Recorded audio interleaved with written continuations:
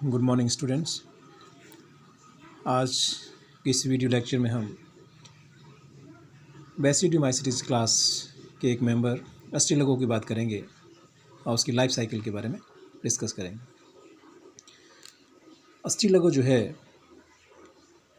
बेसिडियोमाइसीट्स class का एक member है और अगर उसका क्लासिफिकेशन अगर हम देखें तो इस तरह से division Mycota, sub division Eumycotina, class Basidiomycetes, sub class Heterobasidiomycetes, order Ustilaginales, family Ustilaginaceae and genus अस्टिलगो।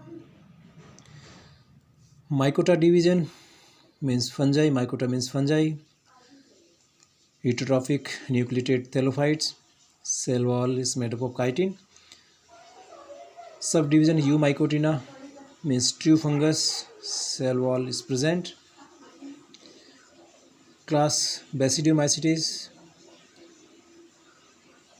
Perfect stage Basidium.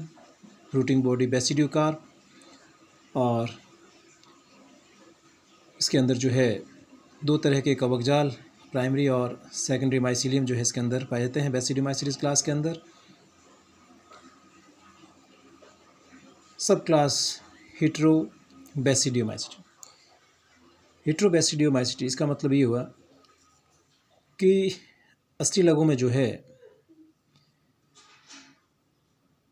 जो कंप्लीट स्टेज होती है, जो परफेक्ट स्टेज होती है, जो बेसिडियम, वो बेसिडियम होलो बेसिडियम नहीं होकर के फ्रैगमोबेसिडियम होती है। फ्रैगमोबेसिडियम का मतलब सेपरेट बेसिडियम, जिसमें सेपरेट बेसिडियम होती है वो हेटेरोबेसिडियोमाइसीट्स कहता है, और जिसके अंदर होलो बेसिडियम होते हैं वो होमोबेसिडियोमाइसीट्स के अंदर आते हैं। उसके बाद हम अस्टिलिजिनल्स की बात करें। अस्टिलिजिनल्स ऑर्डर की क्या खास बात है, इसका क्या कैरेक्टर है कि ये जो इस ऑर्डर के जो मेंबर होते हैं वो स्मट फंजाई के नाम से जाने जाते हैं, और ये जो है पोएसी फैमिली और साइप्रेसी फैमिली उसके अंदर जो है डिजीज़ कोज करते हैं, स्मट डिजीज़ कोज करते हैं। और अस्टिलिजिनल्स ऑर्डर के जो मेंबर हैं एक हार्ड पैरासाइट के रूप में जो है नहीं जाने जाते हैं। हार्ड पैरासाइट इनको नहीं कह सकते हैं। हार्ड पैरासाइट का मतलब क्या हुआ, सब बताता है। हार्ड पैरासाइट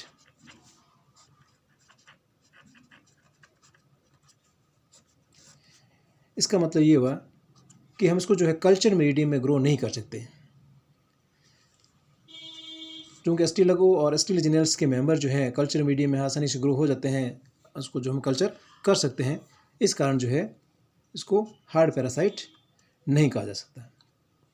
और इनकी लाइफ साइकिल में दो तरह के माइसीलियम होते हैं, प्राइमरी और सेकेंडरी माइसीलियम, और प्राइमरी माइसीलियम को जनरली जो है क्लेमाइडोस्पोर कहा जाता है।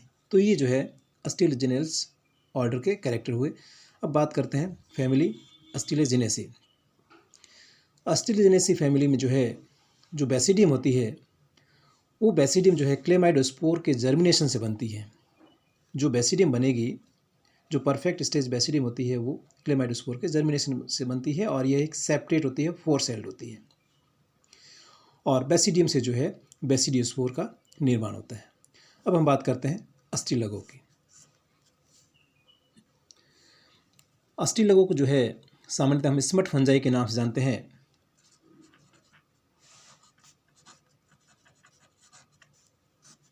स्मट फंजाई के नाम से जानते हैं, जो कि सीरियल क्रॉप्स होते हैं,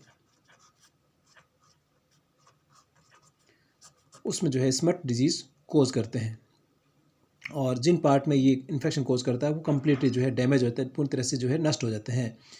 और इनकी लाइफ साइकिल चूँकि एक ही होस्ट में पूरी होती है, इसलिए जो है ऐसे कवक जो है ऑटोसियस कहलाते हैं।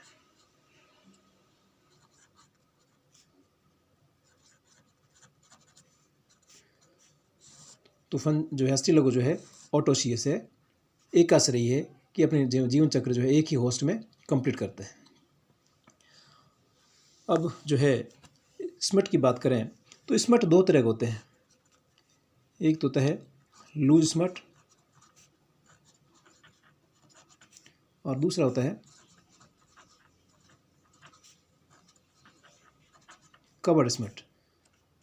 अब दोनों में क्या डिफरेंस है, इसके बारे में जनरली जो है एग्ज़ाम में सवाल पूछे जाते हैं, लूज स्मट और कवर्ड स्मट। इसको कहते हैं लूज स्मट को जो है निरावर्त खंड, और इसको कहते हैं आवर्त खंड। अब लूज स्मट की बात करें तो लूज स्मट में जो है जो इसके अंदर स्पोर बनते हैं क्लेमाइडोस्पोर, वो क्लेमाइडोस्पोर एक पतली झिल्ली से, एक थिन वॉल से जो है कवर्ड रहते हैं, लेकिन जैसे ही फ्लोरिंग का समय होगा, पुष्पन का समय होगा, उस वक्त ये मेम्ब्रेन जो है जो पतली झिल्ली से ढके रहते हैं क्लेमाइडोस्पोर, वो झिल्ली जो है फट जाती है और ये जो स्पोर जो है उसका ये एयर डिस्पर्स हो जाते हैं, वायु द्वारा धीरे धीरे प्रकीर्णित हो जाते हैं। तो इसमें जो है ये एक थिन लेयर से कवर रहते हैं और जैसे ही बाली जो है बाहर निकलती है उस वक्त जो है ये मेम्ब्रेन जो है रप्चर हो जाती है और ये क्लेमाइडोस्पोर डिस्पर्स हो जाते हैं। इसी कारण जो इसको लूज स्मट कहा जाता है। दूसरा है कवर्ड स्मट। कवर्ड स्मट के अंदर जो है जो क्लेमाइडोस्पोर है वो ग्लूम से कवर्ड रहते हैं, ग्लूम से या जो ग्रेन वॉल होती है इससे कवर्ड रहते हैं, और ये जो है बाली जैसे ही बाली से ये जो है दाने या जो क्लेमाइडोस्पोर बाहर निकलते हैं, ये बाली जो है बाहर की ओर रिलीज होती है, बाहर की ओर निकलती है, उस दौरान भी जो है ये क्लेमाइडोस्पोर जो है एयर डिस्पर्स नहीं होते हैं, क्योंकि ये जो है उस ग्रेन वॉल के द्वारा ढके रहते हैं। तब ये कब निकलेंगे क्लेमाइडोस्पोर? ये क्लेमाइडोस्पोर जो है तभी बाहर की ओर रिलीज होंगे, एयर डिस्पर्स होंगे, जब उस ईयर्स की जो है बाली की जो है थ्रेसिंग होगी। जैसे ही अपन जो है धान की कुटाई होती है, थ्रेसिंग होती है, उस वक्त जो है ग्रेन वॉल टूटती है और ग्रेन वॉल जैसे ही टूटेगी तब ये क्लेमाइडोस्पोर बाहर की ओर रिलीज हो जाएंगे। तो ये फ़र्क है दोनों में, लूज स्मट और कवर्ड स्मट में, कि ये जो है आसानी से जो है ये क्लेमाइडोस्पोर बाहर जो है निकल जाते हैं, एयर डिस्पर्स होते हैं। ये जो है ग्रेन वॉल के अंदर कवर्ड रहते हैं, आसानी से जो है बाहर की ओर एयर डिस्पर्स नहीं होते हैं। ये दोनों में फ़र्क है। उसके बाद हम इसकी जो लाइफ साइकिल के बारे में बात करें कि लाइफ साइकिल जो है अष्टलघु की क्या है।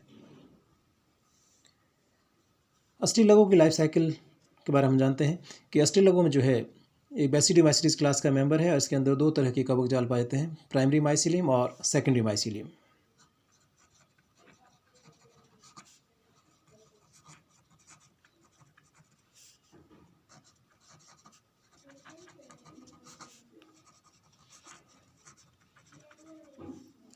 प्राइमरी और सेकेंडरी, इसको अगर हम ड्रॉ करें तो हमें इस तरह से हम इसको देख सकते हैं।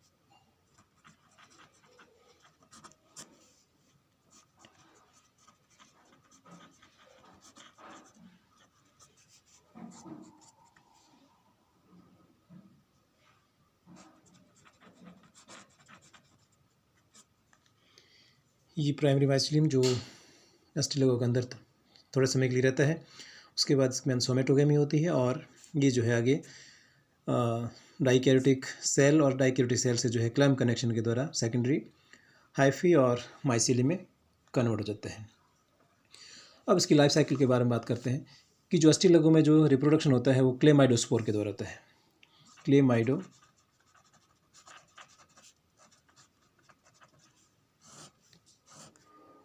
स्पोर, जिसे स्मट स्पोर भी कहते हैं, जिसे स्मट स्पोर भी कहते हैं, उसके द्वारा होता है। और ये क्लेमाइडोस्पोर जो है सेकेंडरी माइसिलियम से बनते हैं। तो एक बार इसके जो है लाइफ साइकिल का मैं डायग्राम ड्रॉ करता हूँ, उसके बाद में जो हम इसको डिस्क्राइब करेंगे।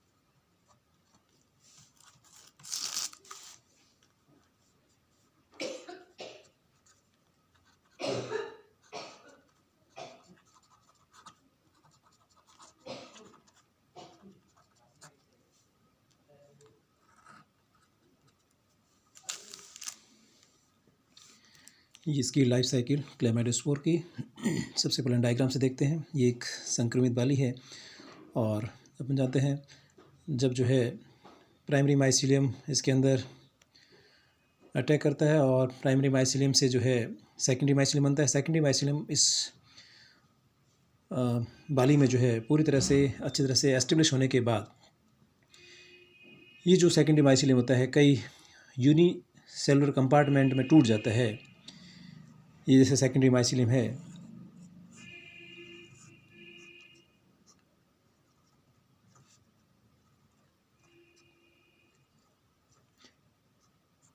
ये जो है सेकेंडरी माइसीलियम कई इस तरह से जो है टुकड़ों में जो है एक कोशिका के टुकड़ों में टूट जाता है और इस तरह से जो है हर एक जो है सिंगल सेल स्ट्रक्चर जो है आगे चल कर के और राउंडेड स्ट्रक्चर में कन्वर्ट हो जाती है और वह स्ट्रक्चर कहलाती है क्लेमाइडोस्पोर, जिसके अंदर दो न्यूक्लियाई हैं, दो अपोजिट स्ट्रैंड के दो न्यूक्लियाई हैं।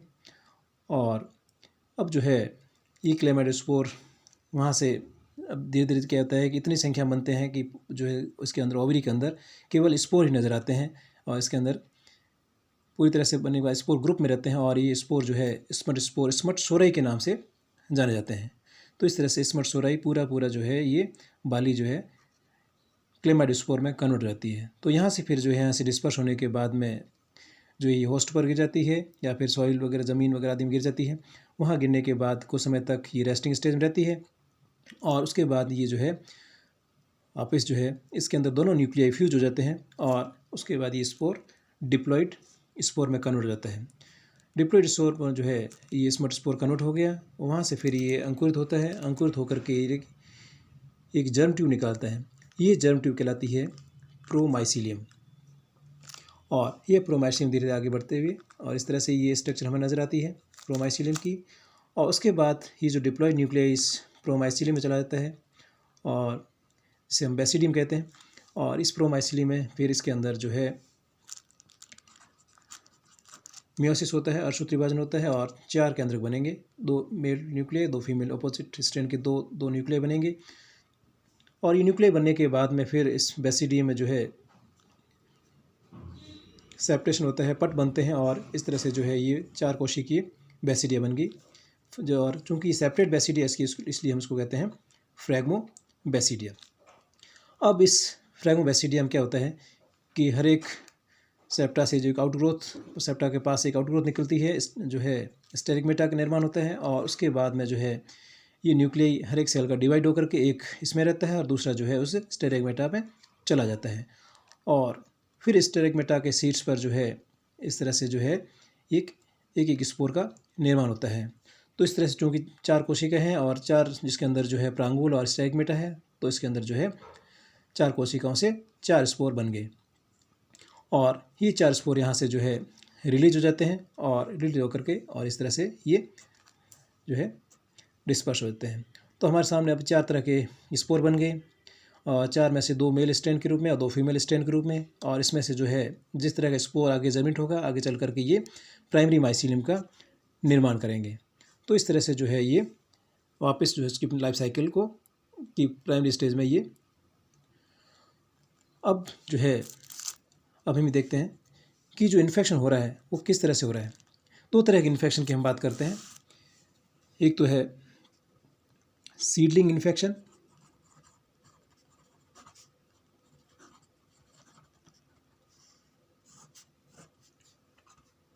दूसरा है ब्लॉसम इन्फेक्शन।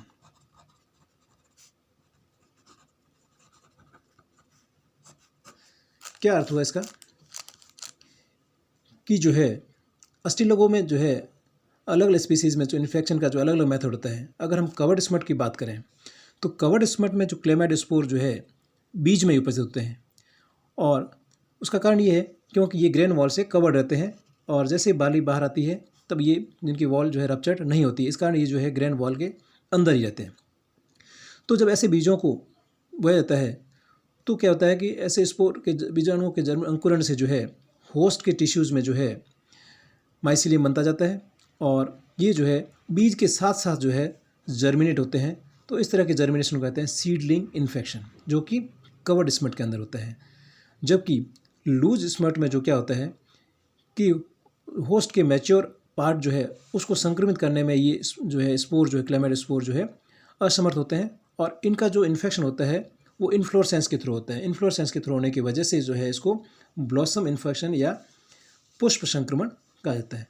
तो ब्लॉसम इन्फेक्शन जो है वो किस में होगा, लूज स्मट डिजीज़ जो कोज करते हैं उनके द्वारा, और जो कवर्ड स्मट डिजीज़ कोज करते हैं उनके द्वारा सीडलिंग इन्फेक्शन होता है। तो इस तरह से जो है ये एस्टिलाको की लाइफ साइकिल एक बार वापस समराइज कर देता हूँ कि ये इन्फेक्टेड ईयर में जो है सेकेंडरी माइसिलियम जो है आगे जो स्मट स्पोर में कन्वर्ट हो जाते हैं। स्मट स्पोर के दोनों न्यूक्लियाई फ्यूज होकर के डिप्लॉइड स्पोर आगे चल करके प्रोमाइसिलियम और बेसिडियम बनाता है। इसमें फिर जो है मियोसिस होता है, और डिप्लॉइड स्पोर से 4 डिप्लॉइड न्यूक्लियाई से 4 केंद्रक, चारों अपोजिट स्ट्रैंड के। उसके बाद इसमें जो पट बनते हैं, और पट बनने के बाद में इसमें जो स्टेरिगमेटा से जो है 4 जो है बेसिडियोस्पोर बनेंगे। 4 में से 2 जो है मेल स्ट्रैंड के, 2 फीमेल स्ट्रैंड आगे चल कर के ये जो है वापस प्राइमरी माइसिलियम बनाएंगे, और प्राइमरी माइसिलियम फिर सोमेटोगेमी द्वारा सेकेंडरी माइसिलियम, और सेकेंडरी माइसिलियम इस तरह से ये अपने साइकिल को रिपीट करेगा। तो इस तरह से एस्टिलाको की लाइफ साइकिल जो है कंप्लीट होती है। Thank you.